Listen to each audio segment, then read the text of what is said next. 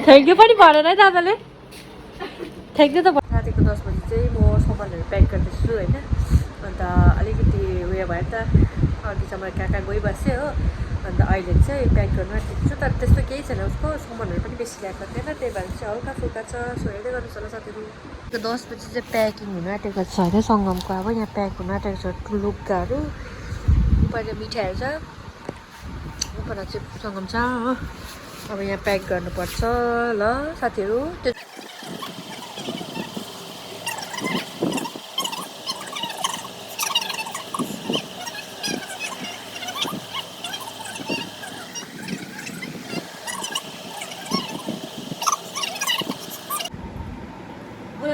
ढोकरको short पनि रोक्यो होइन अस्ति ढोकरमा किनेको सर्ट पनि हो अब के गर्नु मजाले पठाएर हाल्नु भन्ने ब्याग यस्तो छ सानो सानो पठाएर हाल्नु क्या उसको चाहिँ आदि होइन अरू उसको तालुका भाइहरूले पनि सामान मिल्ने छ उनीहरू पनि रोकिदिनुपर्छ उसको ब्याग यो मात्रै हो यो टी सर्ट भन्छौ अन्त त्यही हो साथीहरू के गर्नु दुःख लाग्छ यस्तो प्याकिङहरू गर्नु चाहिँ हो गर्नै पऱ्यो यो टी सर्ट त लाँदैन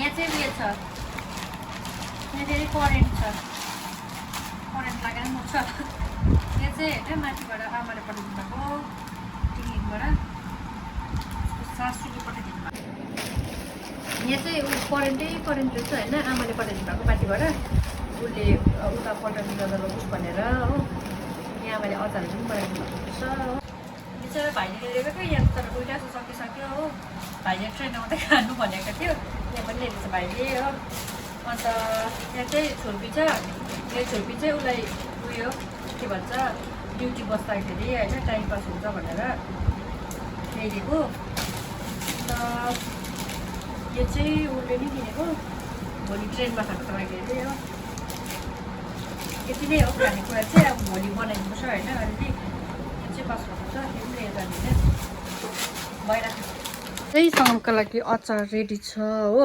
यहाँ एक डब्बा भएको छ अन्त अहिले चाहिँ उसको अलि दिउँसो खाने खाजा आलु पराठा बनाइदिएको हो तर सङ्गम चाहिँ खाएन उता यहाँ हाई गर्दै सुतिरहेको छ हेलो हामी चाहिँ अब जानु आँटेको ऊ त ढल्किरहेको छ हेलो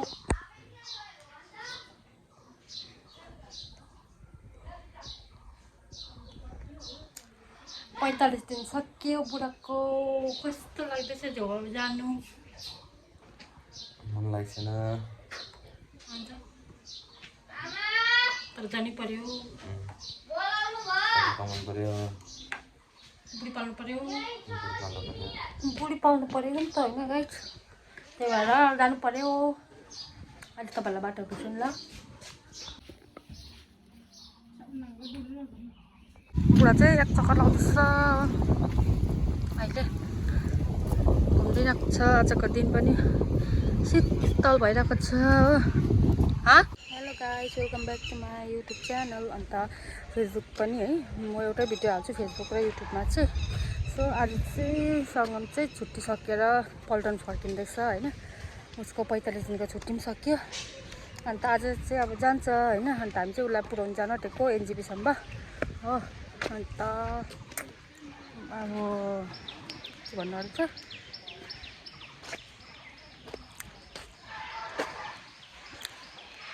मन खराब भयो बाई बाई बाई बाई बाई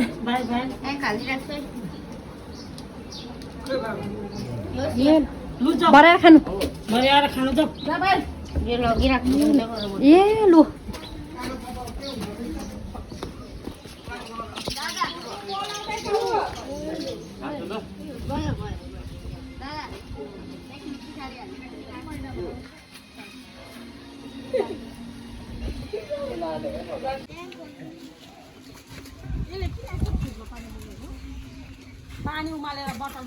मन्दिरमा पनि ढोका मन्दिरमा पनि ढोका त्यति हो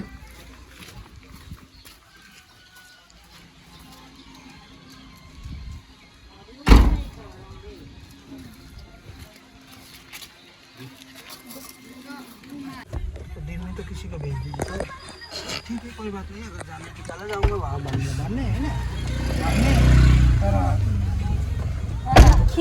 जस्तै बाइक रहेछ ऊ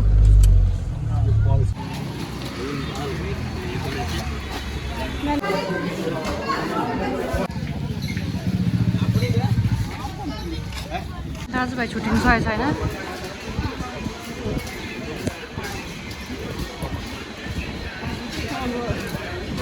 बाइकको आवाज सुन्दै बदलिन्छ। बाइक आवाज सुन्दा पनि भाइ तर्सिन्छ होला।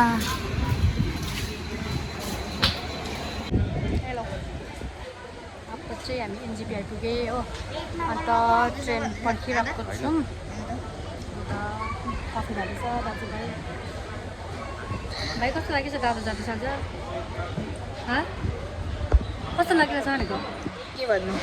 त्यही त तिमीलाई कस्तो लागेको छ आज दादा जाँदा? मामै बेसी हो। खुसी लागिरहेछ? अन्त मन कस्तो भइरहेको छ? ए बोल्दैन पनि भाइ त नबोलेको। दादाको ट्रेन आइरहेको छ भाइ, फटाफट।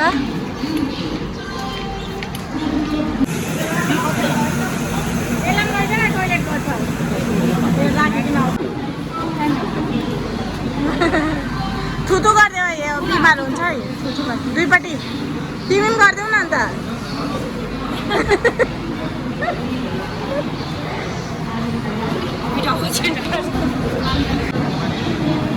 ओ भाउजू गयो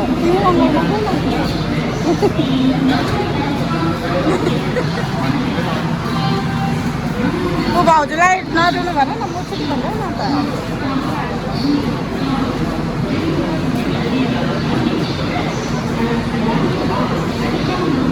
भाइ के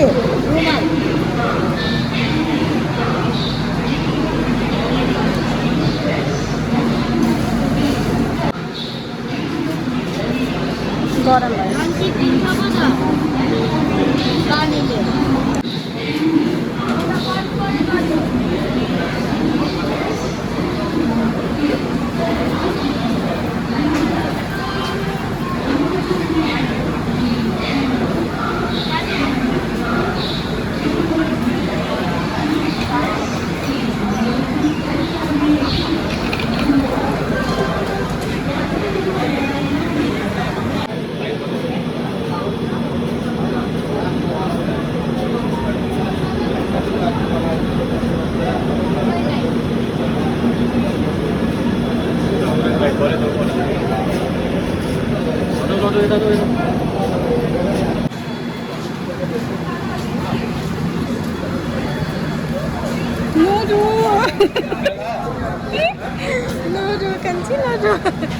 गयो दादा बाई गरेर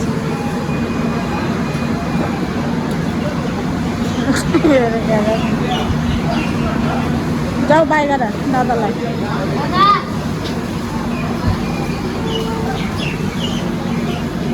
गयो दादा। ओ बाई गर्दैछ दादाले, पर पुग्छ। जाऊ कुदा परसम्म, सेडीसम्म जाऊ। हामी चाहिँ अब फर्केको गर्दैन, बहुत गरम भयो।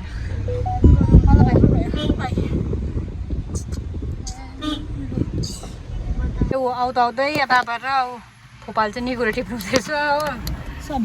सब्जी आजको लागि सब्जी एक चाक पुग्यो। फुपा एक चाक पुग्यो, एक चाक पुग्यो। बाबा त एक चाक प्याउनु भएछ।